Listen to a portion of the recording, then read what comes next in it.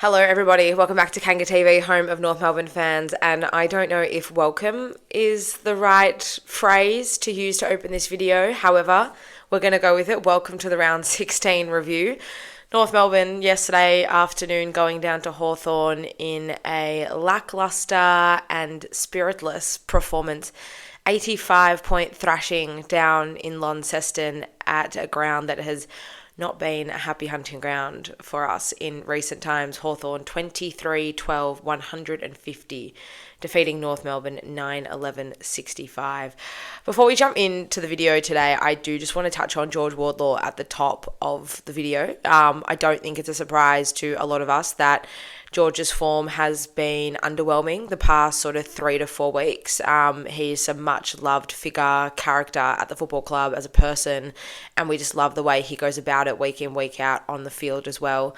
Coming off last night for what is his 4th concussion in 2.5 years of football, I believe I read somewhere on Twitter during the game.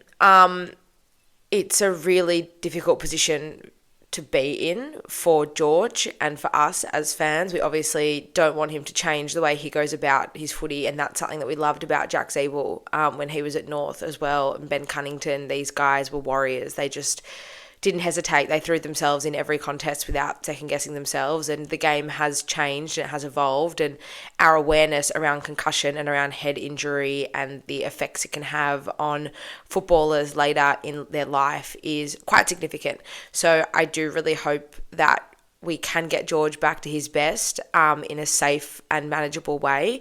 And I do hope that we can bring the best footy out of him for the sake of our football club and also for the sake of his own personal development and his career without any further trauma or issue knocks to his head. Potentially he's a third row to don the helmet. That's something I guess we'll have to wait and see. He won't play this Thursday night against the Bulldogs.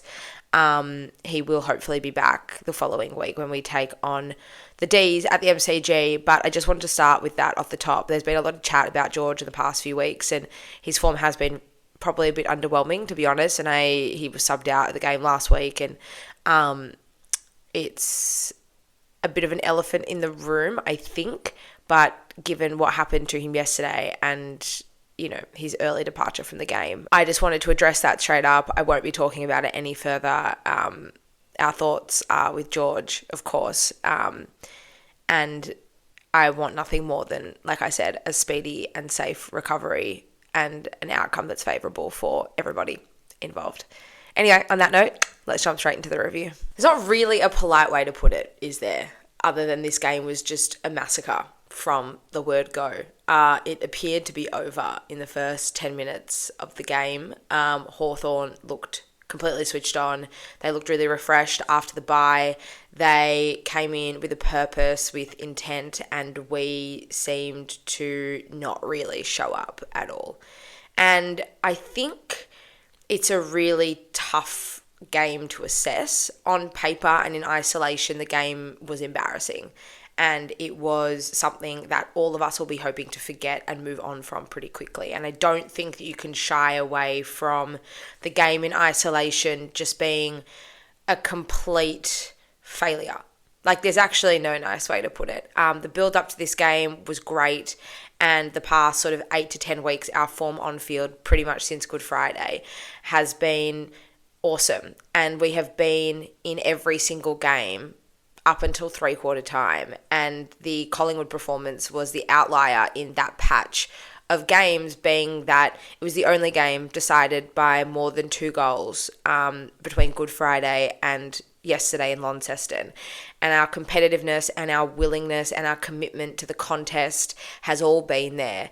It's been really 23 men united on the field, everyone with their purpose, everyone playing a role, and it just felt like no one really had anything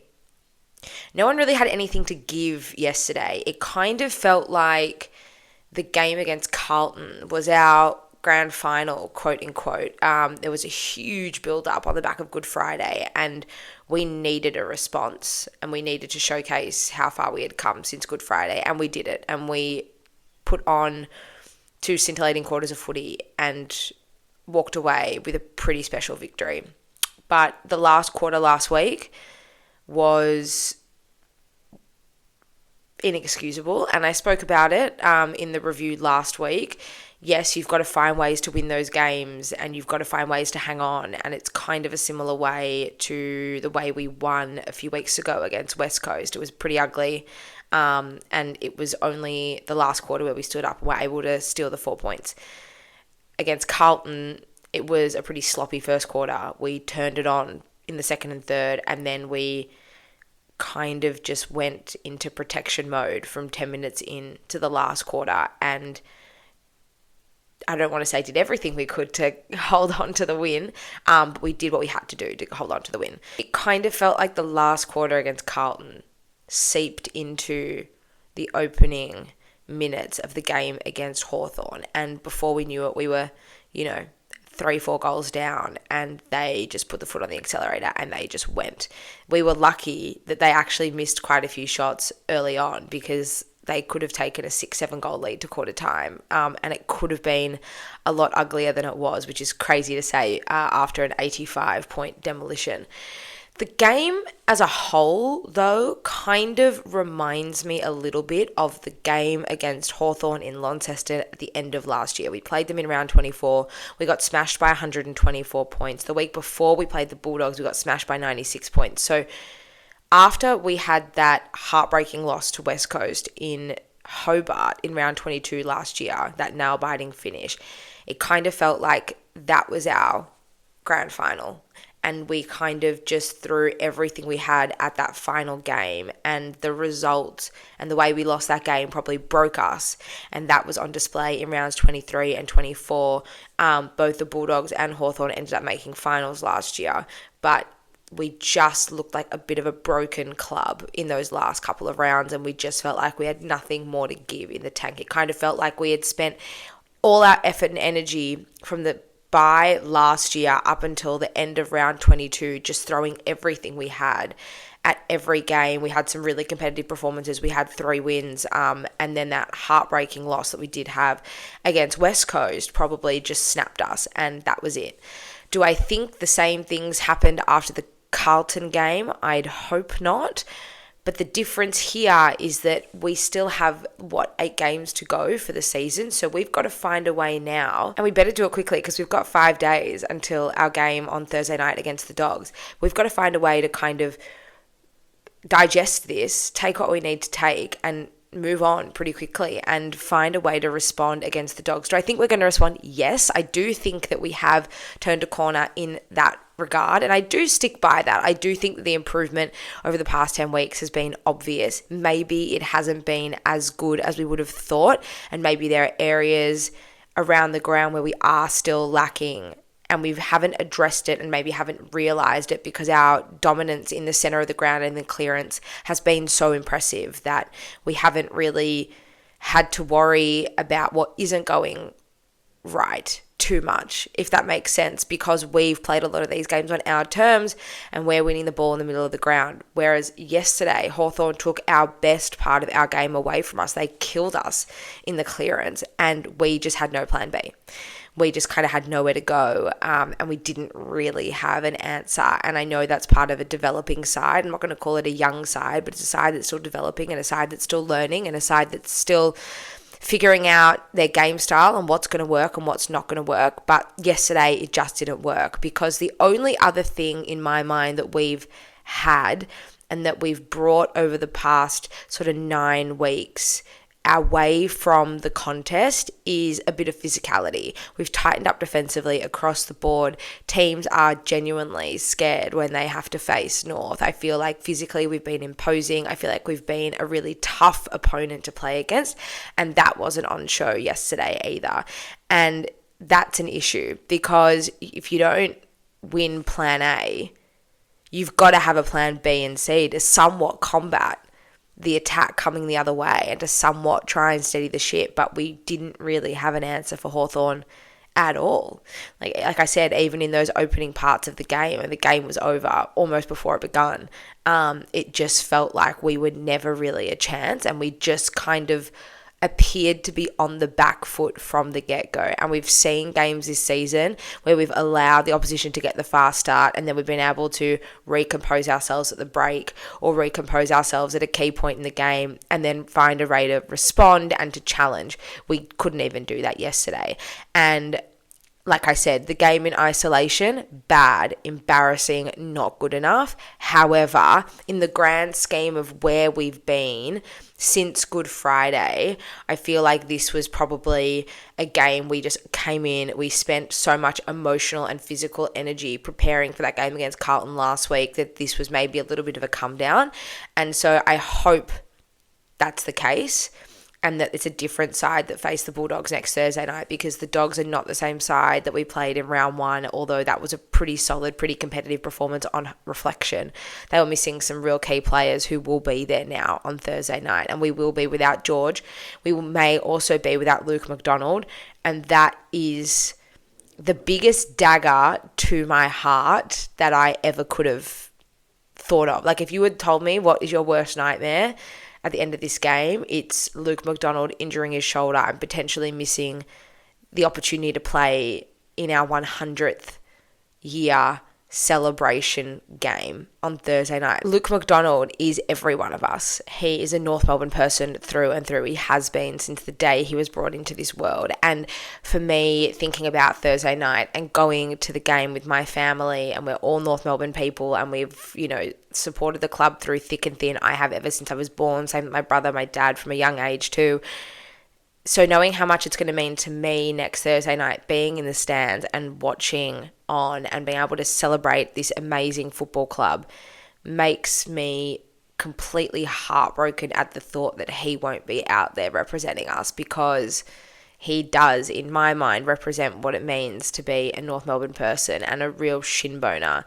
And he's not someone that's just adopted the club when he's been drafted and put on the jumper for the first time. It's been his life, his whole life, just like many of us. So another one that I do just want to, put out there, Luke McDonald, and I think his performances this year have been really, really solid. I think he's been a great asset for us in the back line. It's probably his best season since 2020 when he won the best and fairest.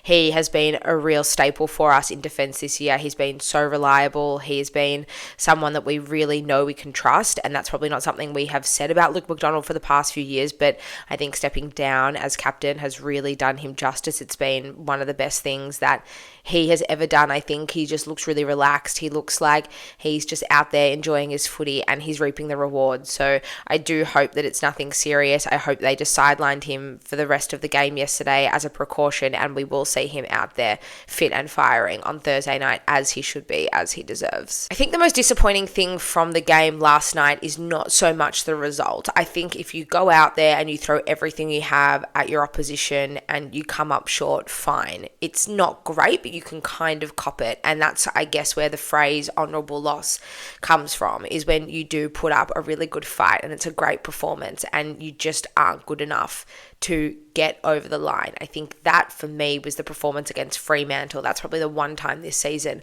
I've seen us genuinely throw everything at the opposition and not winning the game because we just weren't good enough. That is the only time I've probably felt comfortable with the loss this season. And it's less about the result and it's more about the performance. And the performance yesterday wasn't good enough. And that's the sticking point for me. When you are 70 points down, heading into three-quarter time, and you've had 27 tackles for the game, like, come on. You're having a laugh. Like, that's really not good enough. That is just not good enough. And I saw a lot of chat about LDU during the game and that his defensive side isn't good enough. And I don't think LDU was the problem yesterday. Actually, LDU was far from the problem yesterday. I thought he was actually one of our best. I felt like he was one of the only ones trying to get something going for us in the middle of the ground. He had 10 clearances for the game. I know that his defensive side probably isn't where we need it to be, and it has been something that LDU has been criticised on for a lot of his career, but he can't do it on his own.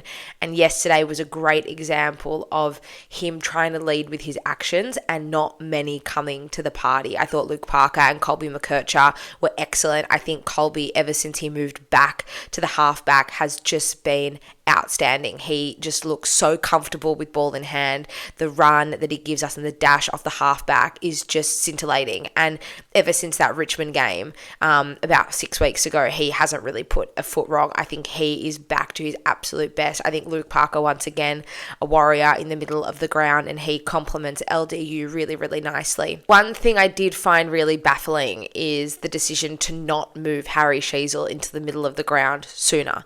The game was majority played in Hawthorn's front half. So what is the point keeping Harry forward of the ball? Get him in the middle. Get his hands on the ball in the middle of the ground. He's our best ball user. And I think you can criticise Harry's game and you can criticise, he disappeared, like where was he? It's not all on him.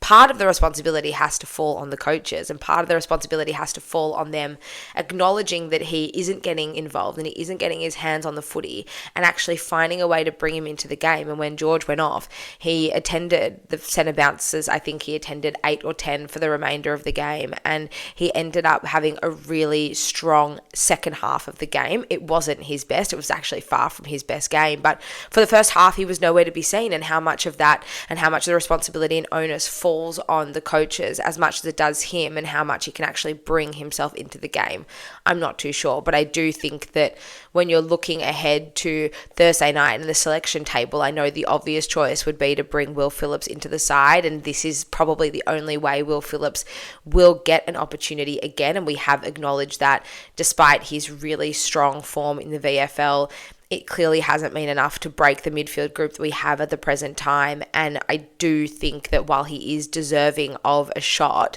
you also don't really want to mess with what has been a really solid and mostly united 23. So Will Phillips will likely come back into the side. I'm really looking forward to seeing if he gets his opportunity and what he can do with it if he does. But I would just also maybe think about leaving Harry in the middle of the ground and maybe looking at the likes of a Zach Banch instead. There are other options. It's not to say that I don't want to play Will Phillips. I do think he has done enough to warrant a selection recall, but there are other options, and I think we can get creative. I think they may look at the Fisher Robert Hansen Jr. duo. I think both of them have been pretty good since the bye. Fisher's goal on the run yesterday in the first quarter.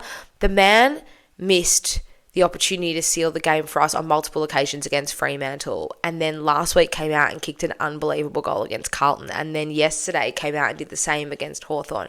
I actually really like Fish forward of the ball. I think that's a better position for him, and I think he's playing some of his best footy forward of the ball. Is it enough? Probably not yesterday, but I thought his past couple of games have been pretty good. I thought Robert Hansen Jr., he has moments and he has flash in the pan moments, and that's what makes me feel like he's a really good option as sub. That tackle that he laid yesterday in the last quarter and the opportunity he took and he kicked the goal, I think that's also really important, and you kind of got to finish off the good work that you put out there. But he's not the complete player yet for me. He's probably not someone that I would be having in the game for 4 quarters. I know he played 4 quarters against Carlton last weekend and he actually was very good, maybe not getting his hands on the ball enough. So there are a few options there. As you guys know, I'm not someone that likes to throw the baby out with the bathwater, and I'm not one to make too many unforced changes, but I think after a performance like this, again, it's less about the result and more about what we saw unfold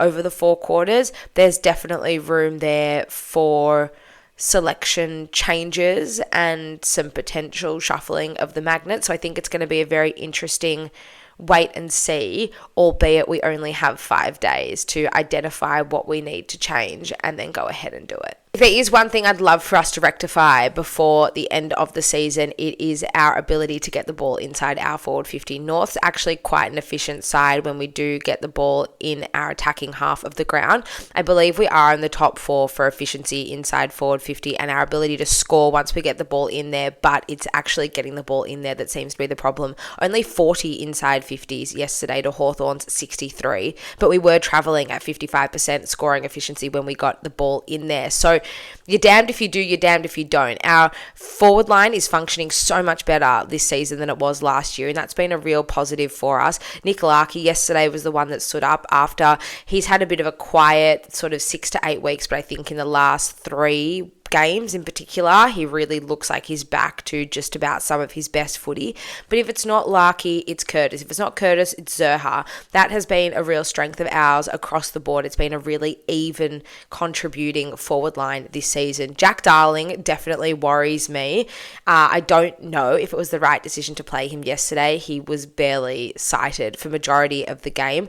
I think the fact that he was out there was absolutely unbelievable. The man is a warrior. He was in hospital last weekend getting plastic surgery on his calf. So to not only make a return this season, but to make a return 7 days later, it just speaks volumes of his character and it speaks volumes of his determination and his want to be part of this. I just hope it doesn't come back to bite us in the arse and he actually is able to face the Bulldogs on Thursday night and he is able to play out the rest of the season and play to some of his best footy, because what he's able to do for this club and this side on field in moments, it's moments for JD and it's how he helps those around him. But yesterday, unfortunately, he was just nowhere to be seen, and I wonder how much of that was because of the injury and his ability to actually play at his best. So I think that's going to be a wait and see. We already will be without George. We may be without Luke McDonald. I would hope that we're not without Jack Darling as well, because for a side that has gelled and looked like they've played as a really united front for the past sort of 6 to 8 weeks, there's potentially a change at every line, and that doesn't really help us, I don't think. I think continuity and consistency in the group as a whole is a key to success for me anyway. I feel like it is something that's going to make us better in the long term, and I think the trust that we've probably built over the past 7 to 8 weeks as a group and as a 23 that's taking the field each and every week, that's probably a reflection on the ability to keep everyone together and keep everyone motivated as a group. So, and a reward for effort, I think, as well, both keeping their spots and also getting the results. So it's a wait and see. Potentially a few really big changes heading into Thursday night.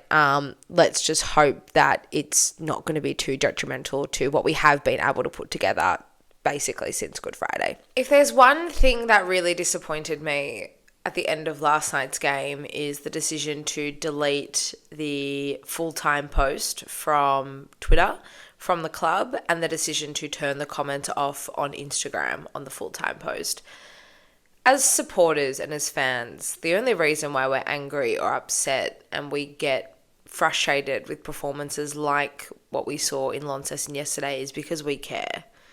We want nothing more but to see this club do well and be successful, because we know we have what it takes. We've got the cattle, we've got the game plan, we've got the will and determination, because we've seen it at multiple parts throughout this season.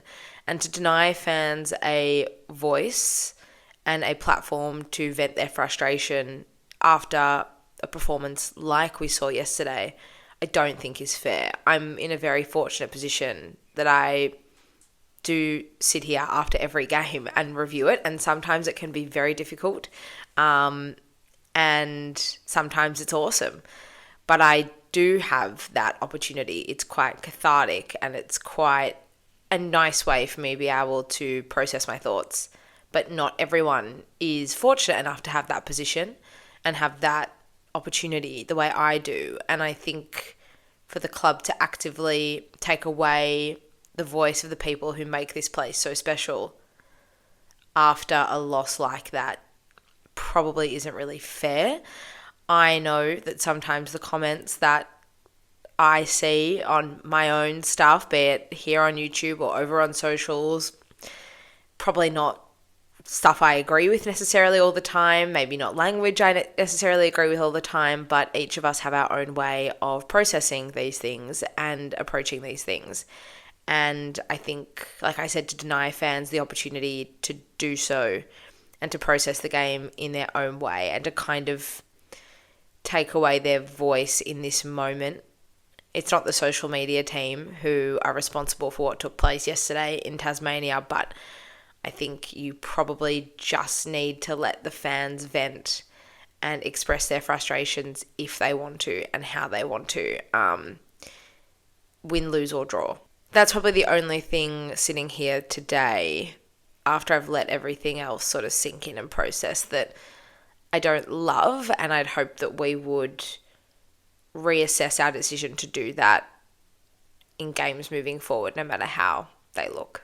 Overall, do I think that the game is a reflection of where we're at? No. Maybe it's a bit of a reality check and it is showing us that there are still holes in this side that we desperately need to fix. And once we had the clearance game taken away from us yesterday, we pretty much fell apart. And so there is still a need to work on our defensiveness. There is still a need to work on our decision making. There also is a need for us to find ways to move the ball quicker from one end of the ground to the other. Too many times we were caught kicking sideways and kicking laterally across the defensive half and across the defensive 50-metre arc, but we just had no one moving for us forward of the ball and no one really willing to take the game on. I think that maybe this was just a come down of what has been an insane probably 10 weeks, and we probably should have got more results than we have, and maybe that's where the disappointment lies. But like I said, for me, the biggest thing is the performance. It's not so much about the result as it is about the performance, and the performance just wasn't there yesterday. It wasn't up to scratch, and we do really need to find ways to be better and be more competitive and to just find what our on-field identity is and show up every single week. It really should be a non-negotiable. If your best footy isn't good enough to get the job done, fine, you cop it and you move on. But the uncompetitive nature of yesterday's performance just isn't good enough, and it's inexcusable. And to throw our hands in the air when we knew we were getting defeated in the middle of the ground and just sort of almost raise the white flag and back down was a bit of a concern for me. But having said that, I do trust us to bounce back, and I do think this was probably just a bump in the road. I don't think it erases all the good work that we've seen over the past sort of 2 months, 10 weeks, basically since Good Friday, but I don't like that we need performances like this to get the engine room going again. I really would hope that we are self-motivated, and I would hope that we are mentally just committed week in, week out to showing up. I don't think it needs to take a big wake-up call loss like on Good Friday or like yesterday to get us back on the right track. I think we've just got to find a way to stay the course and to just keep moving forward week in, week out. And I do trust that we will do that on Thursday night. I just think the timing of this is probably pretty grim, coming off the back of a huge win against Carlton and what has been a really, really promising sort of 10 weeks leading into a 5-day break into our 100th year celebration. It's probably not the result we needed. It was kind of the only thing we didn't need. I think if, like I said, the performance was there, if it was spirited, if, we went down swinging, fine, you can cop it. And there were Spitfires all around the ground all throughout yesterday, but unfortunately that just didn't translate in our action when the game was on. It's all well and good to be sparring up with the opposition across the ground at various parts of the game, but if you actually can't channel that energy and anger and intensity into the field play as the 4 quarters go on, then it's kind of a bit counterproductive in my mind. But having said all that, I still know where I will be on Thursday night, and I'm sure a lot of you watching this at home will also be heading to Marvel Stadium. I think we just need to look at this. We need to digest it. I've slept on it. I already feel better about it. And then we move on and we look ahead. We've got to swiftly move on and look ahead to the task at hand, the Bulldogs on Thursday night at Marvel Stadium, celebrating North Melbourne's 100th year in the VFL AFL. It is going to be a very big build-up over the next 5 days, and despite the disappointment and frustration that I'm sure most of us are feeling after the game yesterday, I just want you to take a step back and think about this football club as a whole and your life journey with the club and your relationship with the club and what it means to you and what it means to be a North Melbourne supporter. Because in a rare occasion, yesterday afternoon, I actually watched the game with a couple of my friends who go for Hawthorn, and one of them turned to me and said, "Do you ever wish you went for another football club?" And I just looked at him and said, "No. I can't see myself," and I mean, it's maybe a silly thing to say, but I would never want to trade my position of being able to support North Melbourne. It's a privilege to be able to be part of this club. The people make it so special, and the bond that we all share, this sort of invisible bond, we all kind of feel like we're part of something, and we're never going to be a big Victorian club. We're probably always going to be the underdogs, and we're always going to be fighting for the respect that we think we deserve, and we do deserve most of the time. And it's the dedication to making this football club great again and being part of something really special that makes me so proud to be a North Melbourne person. And I know a lot of you sitting at home feel the same way, and we wouldn't be frustrated if we didn't care. And I'd much rather be sitting here after this loss and be frustrated and angry and demanding a response rather than raising the white flag and turning it off at halftime and walking away and wiping my hands clean. I care, I'm passionate, and the buy-in from me personally is stronger than it's ever been before. And I know there's a lot of people sitting at home who would be feeling the same way. So we just enjoy what's left of the weekend. We wake up on Monday morning and we get ready to go again, and we get ready to celebrate the greatest football club in the history of the world. I would love to hear, though, how you guys are feeling. Feel free to leave all of your thoughts in the comments below. What did you make of yesterday's game? What are you taking from it? And what are you hoping to move on from?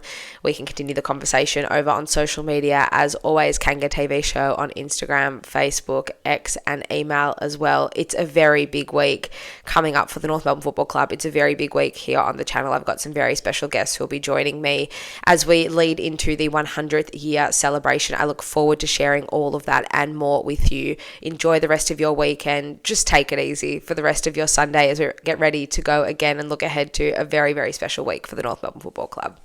Go Roos.